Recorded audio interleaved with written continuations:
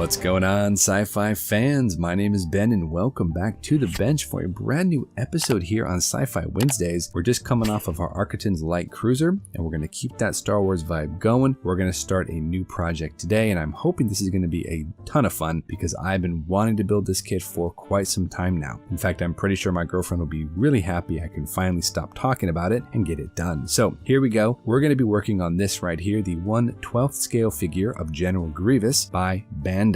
This is something that I've been wanting to build, like I said, for quite some time now, and it's Bandai, so you know the part fit's going to be great, the detail's going to be awesome. This is going to be a really fun build, and I have a couple of ideas up my sleeve. So let's go ahead and jump in here, take a look at some of the parts and pieces, talk a little bit about the project, go over the instructions, and just kind of have fun with it, show you guys what we're going to be getting into. Starting off here, guys, let's take a look at the manual. Now, I always enjoy Bandai instructions because they're typically very clean, very neat. Everything is very well organized. They've got all the line drawings that you could want. They've got all the part breakdowns. They've got everything organized. They do very efficient sub-assemblies. In this case, we're going to be building up the head, the torso, the arms and legs. More than likely, that's going to be the general shape of things. And then on the back cover, we have more of the color photos here for Grievous. We show our different poses that we can do. And of course, we talk a little bit about the paint, the different mixtures for the colors that we have here on Grievous. I'm going to have to probably mix and match. Maybe I can look online, find something that would work. But here is the deal, and this is kind of why I'm very excited about this kit. Grievous has 4 lightsabers, 2 green and 2 blue. So what I want to go ahead and do is try to light those lightsabers to have them glow when he has everything out and exposed. He should look pretty ominous and mean that way, and that's going to be something that I'm really excited to try. Now that's also what's kept me from building this model kit, because I haven't really been able to figure out what to do to get those things lit up. And that I've been really struggling with. How do you light a lightsaber? Do I bury an LED in the hilt and have it shine up through the blade? I don't really know. So I was very confused and really kind of bewildered about how exactly to do that. And then luckily for me, along comes Boylai Hobby Time, and he built an awesome looking Grievous figure with lit up LED lightsabers. And I'm going to go ahead and attempt to do what he did,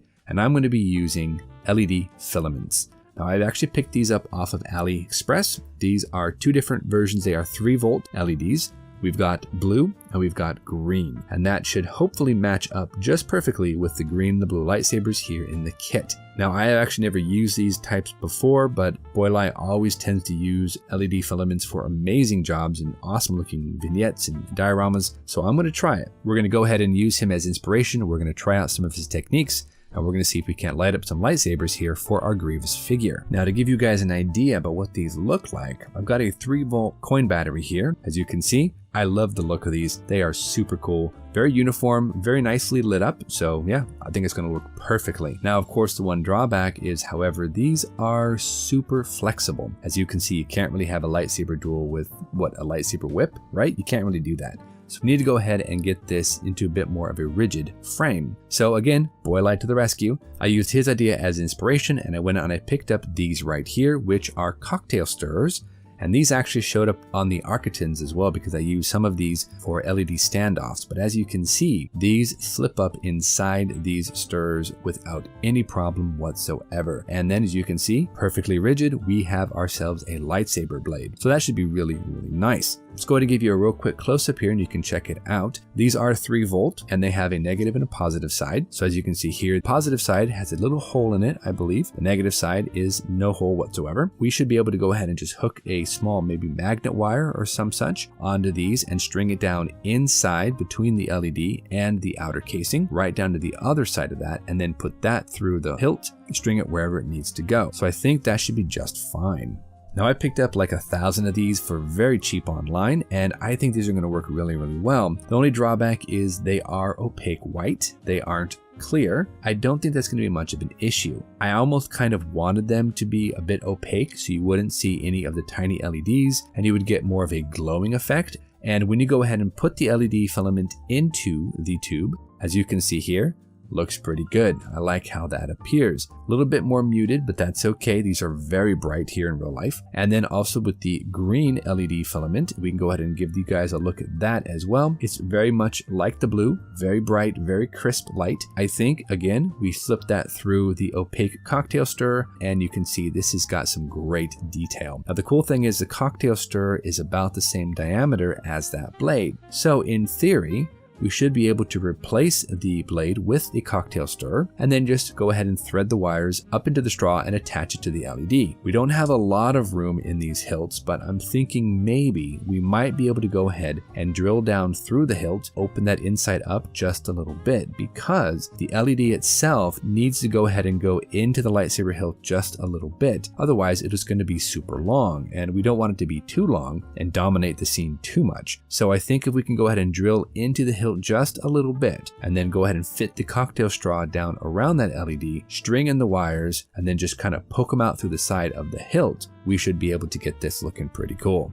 Of course, each of these lightsabers are going to require some power, and to do that we're going to have to thread in some wire right around his forearms, through his shoulders, and into his back, where we can go ahead and make all of the connections for each of the lightsabers. And each lightsaber is going to have 2 wires, so we have 8 wires we're going to have to go ahead and thread through into his back, maybe his chest cavity, I don't really know yet. Then I have to bring up a positive and negative power cable to go ahead and feed power into the lightsabers, and then attach it to a base, hook a switch on there, and we're good to go. This is all just kind of conceptualizing right now at least. And if you look at the lightsaber hilts themselves, they look super detailed. The only one we might have a little bit of problem with is this one at the very end, which looks very much like Luke's Return of the Jedi lightsaber, but that narrows down at the top, whereas the rest of them are fairly the same width across the entire length of the hilt. So I think those are going to be easier to thread through. I don't know about the first one, but I'm sure we can make it work somehow. We just have to be clever with it. The rest of the parts and pieces are no different. They are super well designed, excellent looking detail. They should paint up nicely. They should take some washes nicely as well. Again, Bandai parts are always so nice. Absolutely love building Bandai kits. We even have his chest cavity with organs and whatnot. I don't know if you can be able to see those, but we do have them. We might need to pull them out to make room for connections. I don't know, but we've got them in there, so that's kind of cool. But anyway, guys, that's going to do it for us today. I just wanted to show you guys what we're going to be working on, talk a little bit about the project, and I am super excited to jump in on this one. With the LED filaments, the model kit being Bandai, a couple of ideas I've got floating around, we should be able to combine all of this to make a really interesting looking kit, and I'm hoping to have something awesome for the display shelf here in the office. Either way, we're going to have some fun with this one. We get to play with some LED filaments which I've never used before, so hopefully we can channel some of that boy hobby time creativity. We can get this thing looking awesome. I hope to see you guys back here on episode 2, where we'll jump in, start working with some LEDs, figure out some pathing, figure out what we're going to do, and get this ball rolling. So until our next episode, guys, you know the drill. Go out there, get yourself some bench time, have some fun, build something cool, and we'll see you back here on episode number 2 for Sci-Fi Wednesdays and our Bandai 1/12 scale General Grievous. Thanks for watching, everybody. Take care of yourselves, and